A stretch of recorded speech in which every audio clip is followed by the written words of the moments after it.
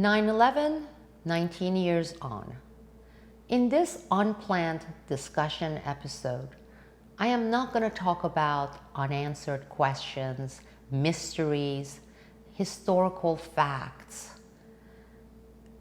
In this spontaneous episode, I want to look back and I want to reflect. I want to reflect because that's what we all need to be doing.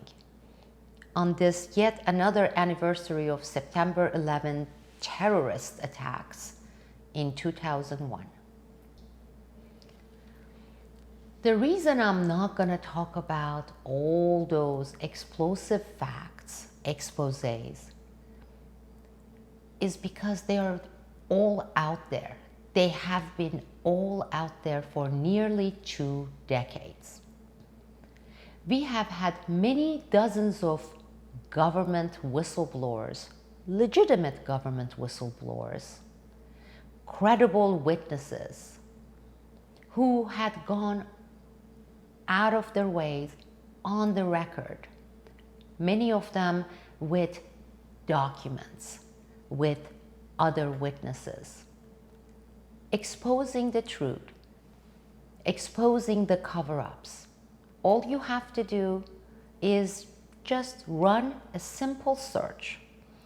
Doesn't matter, any search engines, and you'll see them. So I don't need to talk about those. It's out there. They have been out there. We have had dozens of petitions delivered, given to the United States Congress. They are online. You can see them. You can see them for yourself. You can read them. So I'm not going to talk about those petitions. I want to talk about the macro issue here, the issue that has remained, a problem that still remains. You may say, why? It was 19 years ago. Why do you think it's a problem today? All the wars we have been seeing since 2001, September 11 terrorist attacks have been made possible by 9/11. The surveillance state that we have been facing, all of us, every single one of us, here in the United States, by the NSA, by our own government, very own government, has been made possible by the 9/11 terror attacks.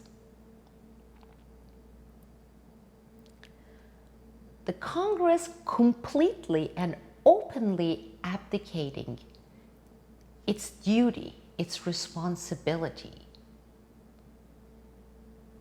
dates back to September 11, 2001. FBI's national security letters going unchallenged in violation of our constitutional rights been made possible by 9/11, 19 years ago, and is still going strong. The harassments, humiliations we have been facing in every single airport in our country, in fact, around the globe, all of that been made possible by 9/11. When you look at egregious violations of our civil liberties, the expansion of the police state, and when it started going at this speed, at this level, affecting every single one of us, you got to come back and you're going to see the same date again, 9/11. So when I say the problem, the issue still remains, that's what I mean. I was one of the first government whistleblowers coming forward, challenging the fiction, the narrative that was being sold to the public, being marketed, promoted by the mainstream media. Yes, I've been around for 2 decades. I am one of the first 9/11 activists, one of the first 9/11 government whistleblowers, one of the first legitimate 9/11 witnesses. When you research, when you look into it, you're going to keep coming to this name. And there were others. There were hundreds of government whistleblowers. Maybe 100 or so got to be known publicly, but there were others. There were other honorable people from the government who went and they tried to expose 9/11 for what it was, for what it has been. Some of them, they gave up after approaching our courts, approaching and going to the Congress, even going to the mainstream media. They realized that everything was stacked up against them. In addition to that, they got to see people like me, government whistleblowers who went all the way. And they saw what happened to us. And they decided that it would be futile. It would be futile to really come forward and make their information public. Now, the easy answer people threw around in early 2000s on why was not the answer. People were saying all this because of this man, the president, George W. Bush. Others, they said, it's because of that evil man, Dick Cheney. Everything is because of him. Some said it's because of the United States Congress, because they are all sold out. Some said it's all because of the courts. See how many cases have been filed by the family members of the 9/11 victims. They said it's the courts. Others said it's the media. If you were to ask many of the legitimate government whistleblowers going through what I went through, granted mine was extreme, with gag orders, with classifications. I became known as the most classified person in the United States history, with several gag orders. I'm not going to get into that either. Initially, we all blamed the White House, and then the Congress, and then the courts, and then angrily, very angrily, the mainstream media. But then we came to this realization that the most important, the most significant factor was one, the lack of action by the people.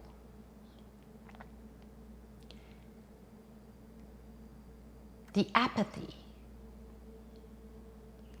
These were not classified. We were on the cover of this magazine and that newspaper. We were on even mainstream media channels like CNN, NBC. So it was not the case that, if the people ever knew, then there would be this demand. Then we would get somewhere in terms of accountability, in terms of the truth, in terms of justice taking place. It was not secret. People, almost everyone, got to see us, here or there. Thousands of documents were leaked or inadvertently disclosed. They are there. They have been there. They have been there for anyone to see. You can go find it. Just go research.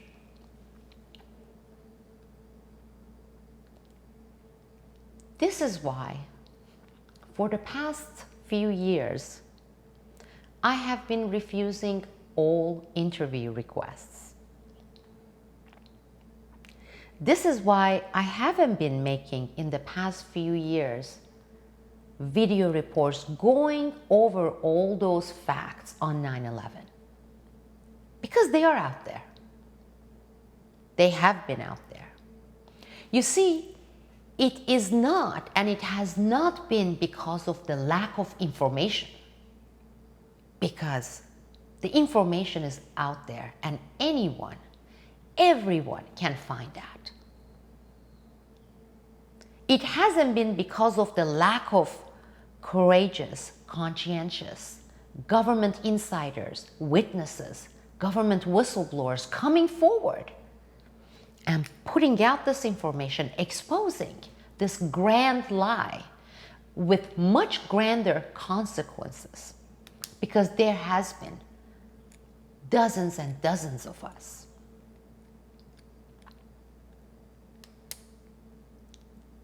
It's the fact that despite all this information being available, despite hundreds of us who put in some ways our lives on the line for the truth, for the accountability, and for the justice, we were let down. We were let down by the people, by their apathy, by their lack of action, by their lack of stand, by their lack of support for those of us when we needed their support, when we truly counted on their supports. That's what motivated us to come forward. If we were to put this out there, if the public would get to see this, they would all rise up, or the majority of the people would rise up. They would be with us, stand by our side, back us, support us, and we would expose the truth, get to the bottom of this. And with that, we would demand and get accountability and justice. And believe me, with that, had that taken place, we wouldn't today sit back and watch all these police state practices that has been put in practice since 9/11, targeting us, all of us, every single one of us. That's what I mean by accountability and by justice. Not only that, yes, certain people would have been hung under the treason laws or sit in jail, but the fact that many of these wars of perpetual wars of aggressions would have been prevented. Many of these government overreach police state practices would have been stopped. But it didn't happen. That is what I'm talking about. That is why I don't want to go through all the facts of what happened. You know, I have given, and if you go and search, hundreds, if not thousands of interviews, trying to inform the people, trying to put the information out there, because initially I thought it boiled down to information. If the information got out, then this and this and this would happen logically, rationally. You would find hundreds, if not thousands of interviews I gave over this 8-10 years period. I was not alone. Many other government whistleblowers did the same. You would find hundreds of articles I had penned with facts, everything documented, everything linked, trying to inform.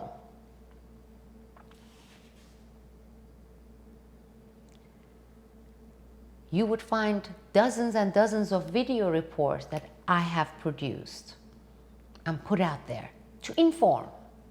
You would even find documentaries made by a major French channel that I helped produce.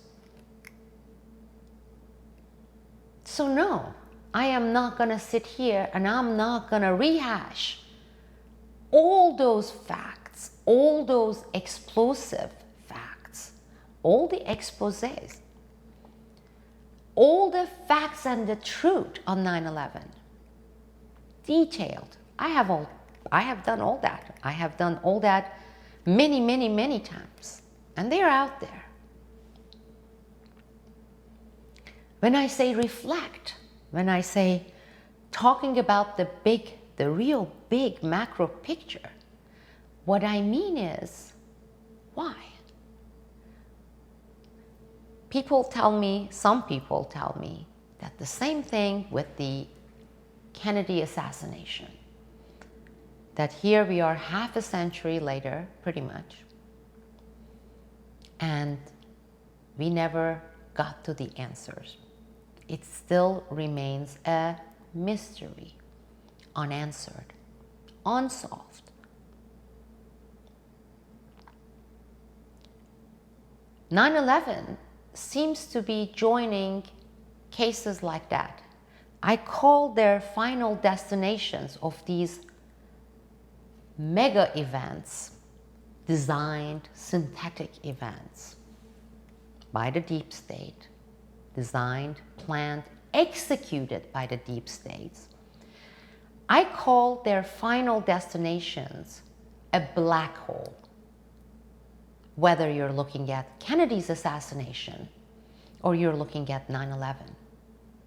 Probably what we have been witnessing, what we have been seeing with COVID, the COVID craze, we will be seeing the same destination, entering the black hole permanently, forever. Yes, we were abandoned by Congress. The Congress that pretends to represent the people, when in reality they represent 0.001% of the people, the deep state and the mega corporations. And yes, we have been let down by the Congress and by the courts, because those judges are not there to ensure justice and accountability for all. Most importantly, for the people. They seem to be there occupying those seats to hand the 0.0001% all the rights and all the means to exploit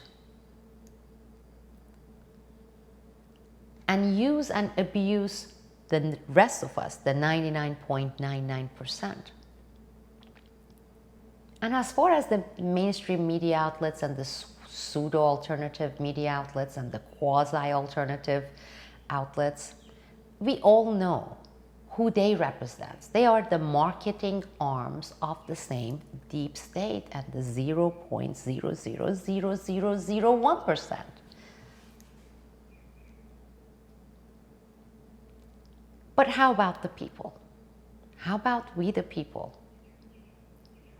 You see, I don't want to say I have moral authority, although some of you may see it as such, because it was not empty, hollow talks or writings, putting things in words that I did, and many other legitimate government whistleblowers did the same thing. It was actual action taking, putting our lives, our families, our livelihoods, our security, our safety on the line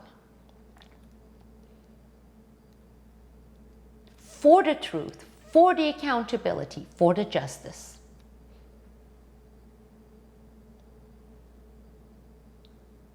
It was there. Go check the number of legitimate, documented, legitimate government whistleblowers and see the end all of them met, including myself. But with moral authority, whether you believe I have it or not, I am able to sit here and tell you that the people factor was the number one factor of us being let down, of the lack of justice and accountability. And with that, the question of why? Why this level of apathy? I don't want to hear, oh, well, because everybody's so brainwashed by the mainstream media outlets and etc., etc. It's because of that, and they just can't think, they can't take action, they can't see it. I don't believe that. I really don't believe that. I think it's more than that. I believe it is a conscious decision to not act. And if the majority has taken this action of not to act, the action to have inaction, then what difference does it make to have all the scandals, all the inside information out there on the internet, out there on the social media outlets, every single one of them? All the documents, thousands and thousands of pages, let's say every one of those leaked and placed on every single social media channels and here on this YouTube channel, their platform. I'm going to ask you the hard question, then what? Yes, there will be a week or 2 or 3 or 5 or 8 weeks of expression of shock, the expression or the pretense of being appalled, being outraged, and many, many words typed there and put out on these various social media channels. Hashtags will be created. Of course, they have been created. There are millions and millions of hashtags on these cases, on these facts, on these leaks, documented. I'm not talking about some conspiracy that somebody imagines and puts it out there, or some kind of a philosophical overview or a view of things. You know, I'm talking about facts, documented, witnessed, clear and present facts that cannot be disputed, okay? Out there with hashtags. Then what? Outrage, woo! Millions putting the hashtags for a day or 2 or a week and maybe 3 weeks. If that is the extent of activism, the armchair activism, the keyboard activism, a lot of mumbling, a lot of grumbling, what good does it do to put all these truths to inform, all these facts to expose, all these government whistleblowers to expose? What good does it do? Have you seen any case, one case, a single case of these armchair activism, keyboard activism, the scandalous exposés making it and being seen by millions, tens of millions of people, bringing about any form of accountability or justice? Name one. I don't care whether it's the NSA's illegal, unconstitutional police state practices surveillance of all of us, whether it's the Epstein case, whether there are FBI's scandals, whether there are CIA's scandals with cost of human lives in hundreds of thousands, if not millions. Justice, accountability, stopping bad things from happening, holding those who are responsible for the bad things happening accountable. That's what I mean by justice and accountability. It's not going to come about by armchair activism, by social media keyboard activism, keyboard warriors, by YouTubers like dime a dozen, tens of thousands, if not hundreds of thousands of them. Every single average Jane or average Joe saying, look, and I'm not saying they are lying. Here's the truth, here's the truth. Okay, some of them are watched by hundreds of thousands. Some of them are seen by 5 people. But the information is out there for anybody who cares, for anybody who wants. But what we are going to do with all this information? In fact, we are living in this era, we are living in this age of nothing but information. The age of inaction. There are those of you who know exactly what I'm talking about. Those of you who have been with me during that whole time, 9/11, post 9/11, determined to take action and doing whatever you could do, and there has been those of you, but the numbers, very, very small. The size of action-oriented activism, extremely small, and even that group has been shrinking, Take a look at it. Compare the size of groups, action-oriented groups, let's say in 2002, 2003, with Iraq War, with 9/11, out there taking actions. Going with me, because I have marched to the halls of Congress. I don't think there has been any whistleblowers who has marched the halls of Congress with a good-sized crowd as many times as I have done it. And again, you may say, what good came off of that? We thought it was going to expand. We were going to be there. There had to be more of us in order for us to have effect. It is not going to happen with 100 people or 500 people. 100 or 500 or 5,000 is a start. And it was a good start. It was a decent, good start. But then it fizzled. It didn't go beyond that. There are people out there who say, we need to have more leaks. We need to have more government whistleblowers. And I invite you to go and look at the graph of number of government truth tellers, whistleblowers coming out and informing the public, or trying to inform the public of the facts of the criminal deeds by the masters of this nation. Look at the numbers, okay? Between 2001, 2002 till 2020. You see the graph going and then nosediving. And in fact, we haven't had any government whistleblowers for the past several years. Do you know why? Please don't take this wrong. I'm not here to blame you or accuse you of anything, because what's going to be the gain for that? What good is going to come out of me coming and pointing finger at you and say, it's because of you, the people. It's because of we, the people.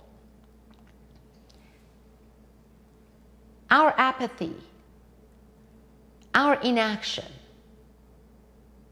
is the reason why no one in a right mind, nobody who is in any way intelligent would come forward after seeing what happened to all of us who did come forward, after seeing what happened or what didn't happen, after all the documents that were leaked, exposed.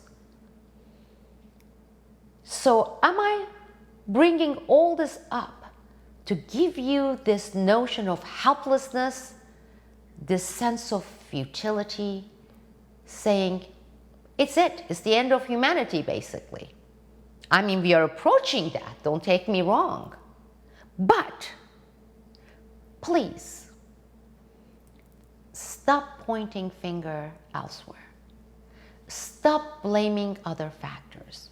Whether those factors are major contributing factors or not, whether it's Dick Cheney or Obama or George W. Bush, whether it is the tenet of CIA, whether it's the Mueller of the FBI, whether it's Henry Kissinger or George Soros, whether it's Brzezinski or Bill Gates. You see, there are those people who have actually, some of them intentionally, some of them unintentionally due to stupidity, they have been diluting the effect of that outrage, and they have been preventing the outrage from being translated into action by doing this. This is why I don't go and watch YouTubers. This is why I don't go follow and retweet or post links on Facebook of these people who are coming out there and they say, all this evil you see is because of Bill Gates. All of these evils you see is because of George W. Bush, or it's because of Henry Kissinger. It's all because of George Soros. Some of them are doing it intentionally. They are tasked with doing this, spreading misinformation and taking the attention from where attention should be, taking away that attention and putting it into futile, dumb waste of time. Some of them are not tasked, but because they don't know any better. They may have the best of intention. You see, it's easy to have a punching bag and put a name on it, put a face on it, and say everything you see is because of this. So every day we can pray all together and say, hopefully this will drop dead, or hopefully this will be shut down. Nothing will come out of this. See the macro picture. Look at the macro picture. Look inward. Reflect. And with that, think of how each one of you, each one of us individually, how we can actually do something, doing something. The do or doing should not be equated with posting posts on Twitter or saying, I'm going to go and start producing videos and I'm going to put it on YouTube. This was my spontaneous heart-to-heart chat with those of you who care to listen, those of you who want to listen, those of you who think and want to continue thinking, engaging in critical thinking, and those of you who appreciate the bitter truth, the bitter fact, because sometimes facts are bitter. And in this case, the fact is our biggest enemy, our biggest number one enemy is and has been apathy. Our biggest enemy has been us, the majority, we the people, enabling the deeds, the crimes committed by the evil.